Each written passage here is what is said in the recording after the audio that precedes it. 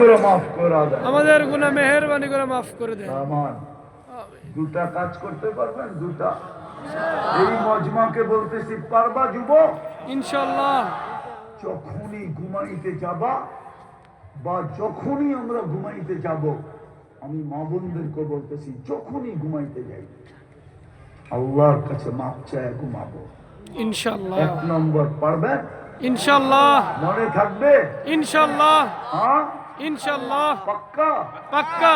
যুবক পায়ে হাত দিয়া বলি, 6 মাস করে দেখ, তুমি আমাকে খোঁজবা।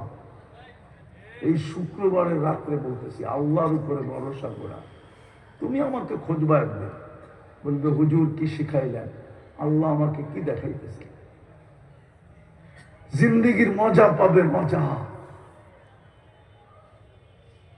যদি উত্তর না পাইতাম তাহলে এত জোর দিয়া বলতাম না। আমার যুবকদের থেকে আমি উত্তর পাইতে শুরু করছি, আজ থেকে না, অনেক দিন থেকে। যুবকরা ছুটা আইসা বলে, হুজুর, শুধু ছুটা আইসা বলে না, চোখের পানি জড়াইতে জড়াইতে বলে, হুজুর কি শিখাইলেন? আল্লাহ কি দেখাইতেছে?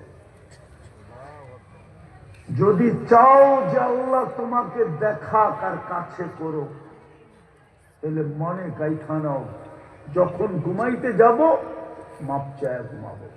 কার কাছে? আল্লাহর কাছে। আল্লাহর কাছে মাপ চায় ঘুমাবো। পারবো তো? ইনশাআল্লাহ। দ্বিতীয় হলো, আজকের থেকে নামাজ ছাড়বো না। ইনশাআল্লাহ। ওয়াদা? ওয়াদা। পাক্কা?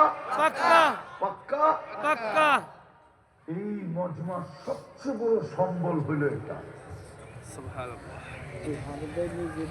এর চেয়ে বড় অপরাধ কিচ্ছু নাই।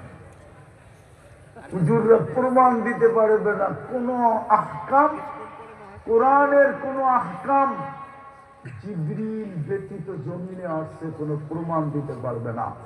শুধু একটার ভিতরে আল্লাহ কোন মাধ্যম রাখেন নাই। আল্লাহ বলছে, বন্ধু, আমি চাই না এটার ভিতরে সৃষ্টির ভিতরে কেউ মাধ্যম হোক, কারো হাত লাগুক, কেউ জানো, এটা তো আমি হ্যান্ড টু হ্যান্ড দিব। আল্লাহ রসুল মনে হয় বলছিলেন, আপনি কোথায়, আমি কোথায়, হ্যান্ড টু হ্যান্ড কিভাবে হবে? তখনই মনে হয় আল্লাহ বলছিলেন, উঠা চলে আসেন, পাঠায় দিতেছি বোরাক। এই জন্যই মেরাজ। নামাজ শুধু জিবরিলের ওয়াস্তা ছাড়া দিচ্ছেন, সরাইয়া দিচ্ছেন মধ্যখান থেকে, সরো, এটা তোমার হাত দিয়া দেওয়া যাবে না, এটা আমার কুদরতি হাত হবে, আর বন্ধুর বরকতময় হাত হবে। হ্যান্ড থিকা হ্যান্ড, হাত থেকে আরেক হাতে যাবে। ওই নামাজ পড়ে না, এর চেয়ে বড় অপরাধ কি? পড়বো তো ইনশাআল্লাহ। ওয়াদা? ওয়াদা। আল্লাহ আমাদেরকে আমল করার তৌফিক দান করেন, উঠাউঠি করেন না। আমিন।